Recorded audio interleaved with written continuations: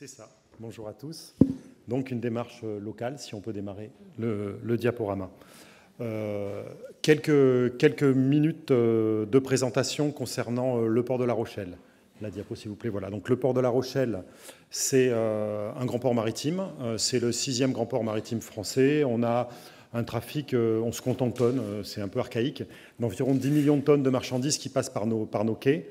Ce qui est peut-être plus significatif, c'est un écosystème de environ 80 entreprises et 1650 emplois directs sur le territoire, 16 500 emplois si on compte les emplois indirects et les filières. Donc à l'échelle nationale, on est relativement moyen. Hein. Le port du Havre, par exemple, est 7 à 8 fois plus important que nous.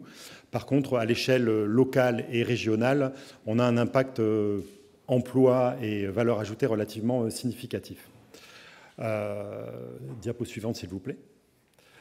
On a décidé, alors le port de La Rochelle est dans un contexte environnemental tout à fait particulier.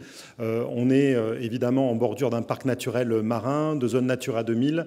On a un écosystème économique autour de nous qui est plus axé autour des activités primaires et touristiques que autour des activités industrielles ou portuaires. Donc la conscience environnementale du port est relativement ancienne. On a commencé par développer des systèmes de management environnementaux, des chartes de développement durable. On a entraîné les entreprises. Et puis, il y a quelques mois, pour ne pas dire années, on a saisi l'opportunité d'un appel à manifestation d'intérêt de la région Poitou-Charentes et de l'ADEME sur l'écologie industrielle et territoriale. C'était en fait une démarche qu'on a menée avec l'Union maritime. Et on a créé ainsi le projet MER. Si on peut montrer la diapo, c'est quoi le projet MER? C'est un projet d'économie circulaire, tout simplement, qui mobilise l'Union maritime de La Rochelle, donc le syndicat des entreprises portuaires de La Rochelle, 80 entreprises, 1650 emplois, et le grand port maritime de La Rochelle autour de l'économie circulaire. L'objectif, c'est de générer un maximum de synergies qui peuvent concerner la matière, l'énergie, les services, donc un domaine relativement vaste. Je vais prendre quelques exemples de synergies potentielles. Les déchets, on vient d'en parler, et merci beaucoup pour le démonstrateur, le calculateur énergétique ou correspondant énergétique, parce que ça, on va l'utiliser, c'est sûr. Donc, l'idée, c'est d'augmenter déjà le recyclage des déchets portuaires à l'échelle du port, individuellement auprès des entreprises. Hein. Donc, il y a 3-4 ans environ, on était à 20% des déchets portuaires qui étaient recyclés. Aujourd'hui, on est à 65. En 2018, on va être à 75 et on espère assez rapidement passer à 90%. C'est quoi ces déchets portuaires? C'est des déchets de manutention, des résidus de céréales, des poussières. Ça peut être des déchets de bois, ça peut être ce qui était autrefois des DIB, des plastiques mélangés à de la ferraille, à d'autres produits. Aujourd'hui, on récupère ces déchets, on les trie. Les poussières de céréales, par exemple, sur le port, autrefois, donc on est le 2e port céréalier français, on émettait pas mal de poussière. La manutention de céréales, ça génère de la poussière. Aujourd'hui, qu'est-ce qu'on fait? On met en place des systèmes efficaces sur le port qui permettent de capter ces poussières à la source. Alors déjà, pour améliorer la qualité de l'air et pour, je dirais, avoir une qualité d'air en poussière fine, notamment excellente au niveau du port. Et ces poussières qui sont récupérées, les 2 principaux opérateurs céréaliers du port vont demain les valoriser en tant que biomasse sur des productions de méthane à proximité du port de La Rochelle. Voilà, donc ça, c'est un exemple de ce qu'on peut faire avec du déchet de biomasse céréales. D'autres exemples concernent... alors, il y a cet exemple-là qui est donc valoriser finalement un déchet qui n'est pas valorisé et mieux le valoriser en se groupant. Il y a aussi des choses qui sont un petit peu moins ambitieuses mais qui présentent un gain carbone et un gain économique. C'est tout simplement se grouper pour mieux recycler les déchets. On a des entreprises aujourd'hui qui génèrent des quantités de déchets relativement limitées, d'un point de vue individuel, ça ne vaut pas le coup d'un point de vue économique de recycler ces déchets. Alors, on leur explique quand même qu'il y a le décret 5 flux depuis quelques temps. Et du coup, en groupant les collectes, en mettant en place une démarche collective, on arrive finalement à gagner sur le coût du transport du déchet pour sa valorisation et du coup à rendre audible le discours sur la valorisation et à augmenter le taux de valorisation des déchets.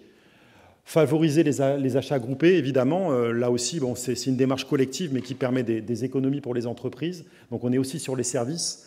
Et puis travailler collectivement sur le bâti. Donc tout ça, c'est des sujets en fait, qui résonnent avec ce qui a été dit aujourd'hui. Un entrepreneur portuaire, aujourd'hui, vis-à-vis du bâti, il peut être relativement isolé. Il est souvent locataire du port. Et le port dans les modèles anciens, les ports avaient l'habitude de vivre plus sur leur rente droit de port que sur le bâti. Aujourd'hui, l'idée, c'est d'inverser le paradigme, de baisser les droits de port pour que les ports soient compétitifs et d'augmenter la valeur et le service du bâti. Comment augmenter la valeur et le service du bâti?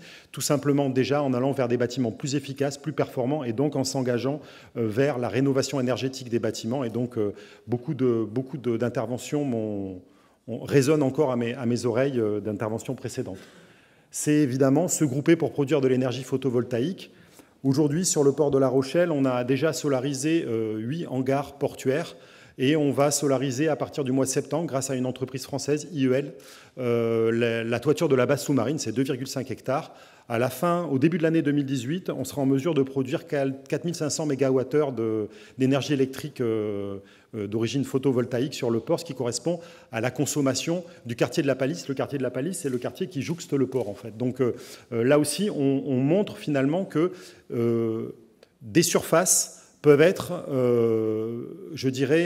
avoir plusieurs fonctionnalités. Donc utiliser les toitures pour récupérer l'eau, pour produire de l'énergie, pourquoi pas de l'agriculture également, sur des franges portuaires en attente de commercialisation.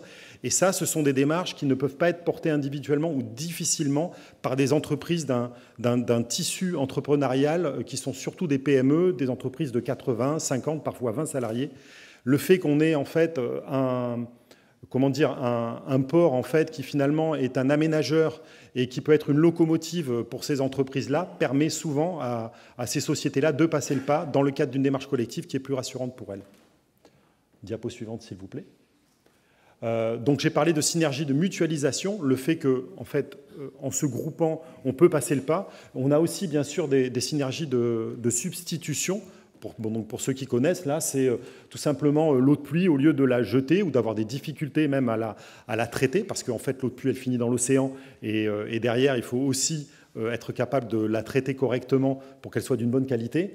L'idée, c'est de la récupérer tout simplement, et là aussi, d'avoir une démarche en fait collective pour que, finalement, une entreprise qui consomme de l'eau mais qui n'a pas forcément les surfaces de toiture à disposition, je prends l'exemple, on a une unité de lavage de camions, puisse bénéficier finalement des surfaces qui sont disponibles chez son voisin, par exemple un stockeur de pâte à papier qui a des hangars de pâte à papier, et que finalement l'eau des hangars de pâte à papier soit mise à disposition de la station de lavage des camions de la seconde entreprise pour que toute la communauté portuaire, pour le coup, fasse son lavage avec de l'eau réutilisée. Diapo suivante, s'il vous plaît. Alors, je pourrais multiplier les exemples. La démarche a débuté il y a environ 1 an avec un diagnostic de potentialité auprès de plus de 40 entreprises. Elle concerne, je vous l'ai dit, la solarisation, les matériaux, l'énergie, les déchets, énormément de potentiel. Concernant les matériaux, une démarche qui est relativement intéressante. Les sédiments aujourd'hui, les normes environnementales concernant la qualité des sédiments pouvant être immergés en mer sont en train, à juste titre, de se durcir d'année en année. Aujourd'hui, on développe sur le port un projet qui vise à draguer les sédiments qui ne sont pas de qualité suffisante pour être immergés et à les valoriser à terre en tant que matériaux. On est en train de travailler avec des entreprises d'UTP pour que cette valeur ajoutée en tant que matériau soit de plus en plus importante. On est aussi en train de travailler à recycler les déchets issus des démolitions de nos ouvrages portuaires pour les revaloriser en tant que matériaux dans nos sous-couches routières, par exemple. Donc, diapo suivante, s'il vous plaît.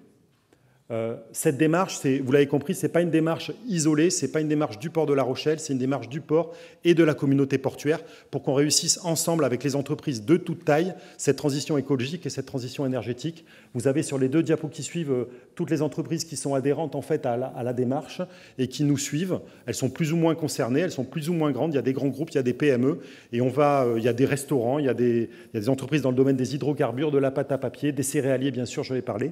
Ce qui est important, c'est que cette démarche concerne, au-delà de la place portuaire, des entreprises de l'ouest de La Rochelle et qu'on est aussi en train de chercher des synergies avec l'entreprise Solvay, par exemple, qui est un poids lourd économique en fait, à proximité immédiate du port et qui contribue avec nous à la démarche, avec le port de pêche, pour que cette démarche, ça soit une véritable démarche de territoire.